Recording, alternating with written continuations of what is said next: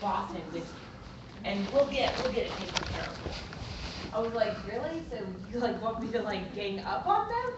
And then the last one, of course, I got was, well, just plow through it, just ignore it, and tell them to sign anyhow.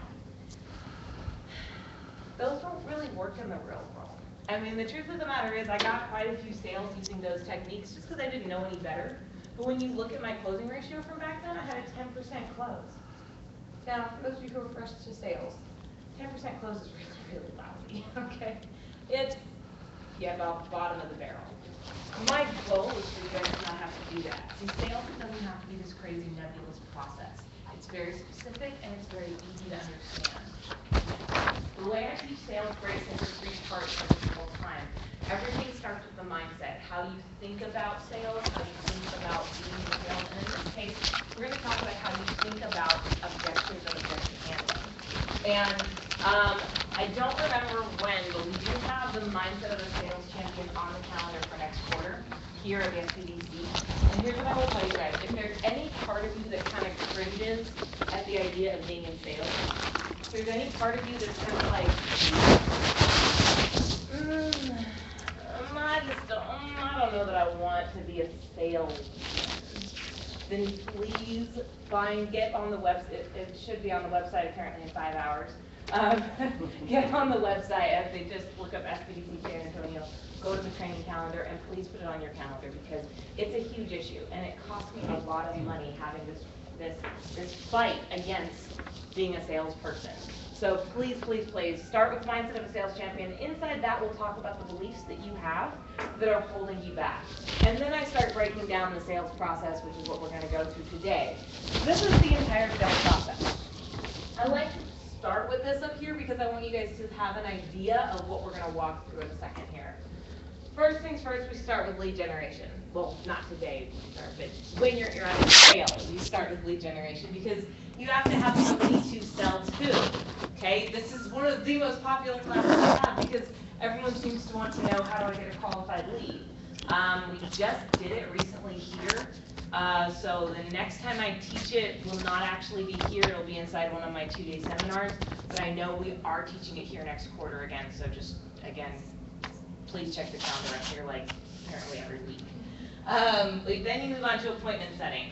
And I don't actually teach appointment setting here because it's really about 30, 45 minutes long. It's not a super long class. But what I'm going to do is give you guys the most important thing you can figure out when it comes to setting appointments. Because this is important.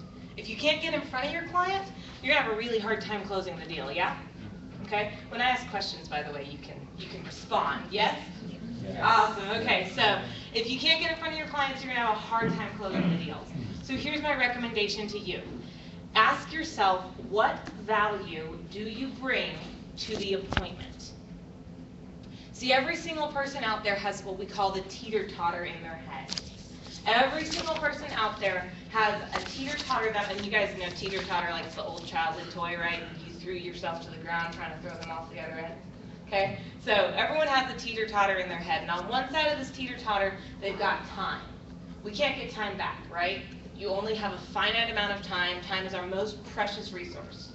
On the other side, we have value. Every time, how many of you guys are B2B? You're trying to sell to a business. Okay? Every time you try and get in front of a business owner, they're sitting there thinking to themselves, you want an hour with me? I could go close a deal worth $500 in that hour. Or I could sit with you and you could convince me to spend money with you instead. So if I want to get an hour with a business owner, I have to show them how I'm going to bring that much value to the table. Just straight up to the table from the get-go, okay? If you can figure out what value do you bring to the table, whether or not they work with you, you will not have problems getting appointments. If you continue to sit there and say, hey, I'd love to show you how I can make your business look more professional, they're going to sit here and this is what happens. You guys have all seen the cartoon where the wife comes home from the mall and the wife goes, honey, she's holding all these bags, I saved $500 today. And what's the husband thinking? Oh my God, how much did you spend? Okay, that's what your prospect is thinking too. Oh my gosh, how much are they going to ask me to spend with them to show me how they can make my business look professional. If instead you add one little line that says whether or not you want to work with me long term, it takes all the stress out of that appointment. And then give them an idea or two, don't give away the bank, but give them an idea or two inside the appointment to show them you know what you're talking about. And give them some ideas they can use, again, whether or not they work with you. I would rather have more appointments than I have time to run than be sitting on my desk twiddling my thumbs because no one is willing to give me 30 minutes to sit down and talk. Would you agree? Okay, 3 of you, cool. Okay, so once you set appointments, once you're inside the appointment, you have to build trust and rapport. If people trust you, they'll buy from you. If they do not trust you, you are going to have to master this technique we're about to start talking about called objection handling. Because if they do not trust you, they will come up with every single objection in the book. I mean, they come up, I've got the greatest objection handling story ever I'll share with you guys in a little bit. Ideally, it'll make everybody laugh. Usually when I tell it, everyone dies laughing because it's ridiculous. But people come up with ridiculous objections if they don't trust you. But if they do, they tend to not come up with those objections. So you have to build trust and rapport. Once you build trust and rapport, you have to be able to identify what their needs are. Because people only buy what they really think they need. Let me say that again because that's really important. People only buy what they really think they need. If you can't figure out what they think they need, they're not going to spend their money with you. And that's true whether you're spending residential or whether you're going business to consumer or business to business.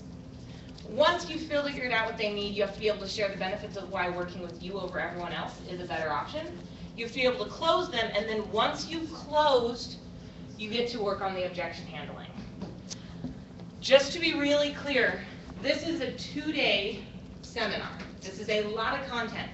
I've talked about the rest of this about as much as I'm going to talk about. We're going to focus 100% today right here, just on the objection handling portion. Each of these has their own techniques, their own ways, their own things that are really important to master.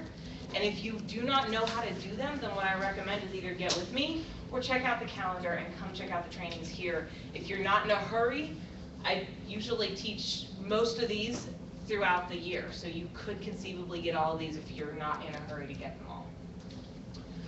So we already talked about the 3 things that I believe are key to actually implementing this, because I've been teaching sales for a couple of years now, almost 3 years. And, you know, every so often I'll get someone who's like, oh yeah, I was at your event like a year ago, Steph. I'm like, that's great. What did it do for you? They're like, oh, well, you know, I never really got around to like implementing all of it. I'm like, okay. And you know, I've often found the biggest reason people don't implement anything is often for mindset reasons. They don't have the right mindset about it. So we're going to spend some time breaking down the mindsets you need to have when it comes to handling objections for a couple of different reasons. And then we're going to go into actual techniques, because I can give you all the mindsets in the world, but if I don't tell you what to do with that, you're sitting there and like all the best intentions and you don't know how to drive the car. Right, so I'm going to give you some actual techniques. We're going to go through 7 different techniques you can use to handle your objections. And then ideally, we'll have enough time on the back end that we can do a workshop. And you can actually start to write out some of your objections. And again, if you have enough time, role play them with everybody. So let's talk about the first mindset. Number 1 mindset it's important for you to have is that you have to understand objection handling is an elegant dance with the prospect. So those of you who are your fill-in-the-blank freaks, like me, that's your first fill-in-the-blank.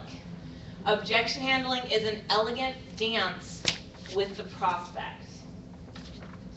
When I first got started in sales, my boss came up to me and he said, Stephanie, whoever walks out of that meeting with the agreement is the winner. And the person who doesn't is the loser. Now, y'all don't know me, but I come from a large family, second oldest, 7 kids, 2 parents. I'm a little bit competitive.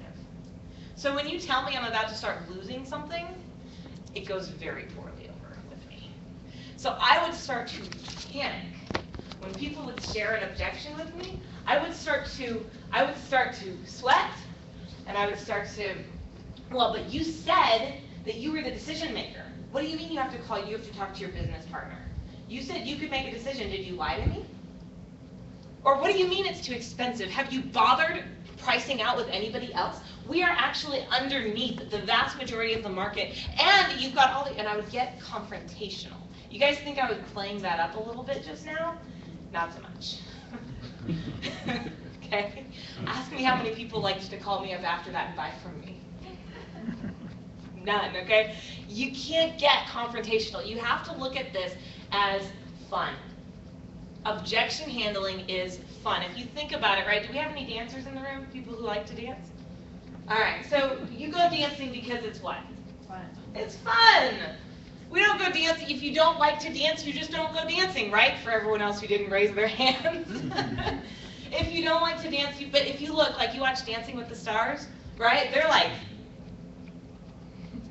yeah, we know they're using the Vaseline trick to remind themselves to smile bigger, but you know, they look like they're having fun at least. They're out there dancing and twirling and they make it look so much fun. When you think about it, right, when you dance, it's a give and a take, right? Yeah. That's what it is. That's all objection handling is. Another way to think about it is a game of hot potato. You guys played hot potato? You guys remember that as a kid? Right? Hot potato, right? You toss it back and forth, and when the song ends, you're it, right? So think about it that way. When they give you an objection, all they've done is toss you a hot potato, and you're playing a game. See, that's the key.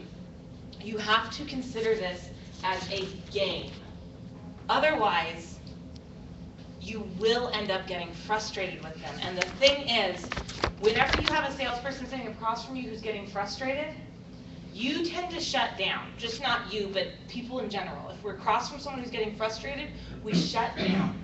You can't let that come into the situation. And I don't care how good you think you are at hiding it, I guarantee the other person's just as good at picking up on it. So if you get nothing else out of this, learn that objection handling has to be fun. Second of all, you have to learn to practice. See, you've got to expect objections to pop up. Objection, people throw them out there for a wide variety of reasons, and half the time it has nothing to do with you. Okay, people throw out an objection because the last time I spoke to a photographer, they ripped me off. People throw out objections because last time I bought something spur of the moment, I ended up spending twice as much money as I needed to, and they wouldn't refund my money.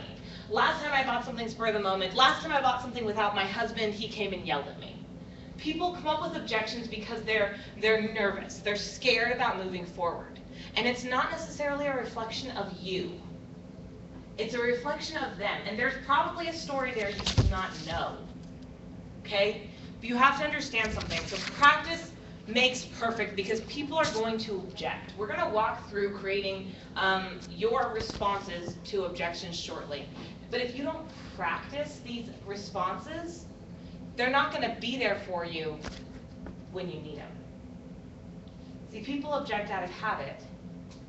And if you don't practice these responses, you may have crafted the coolest response ever for the next time someone tells you that they need to talk to their dog, right? But if you don't practice it, you're not going to know what to say. You're going to sit there and you're going to be like, wait.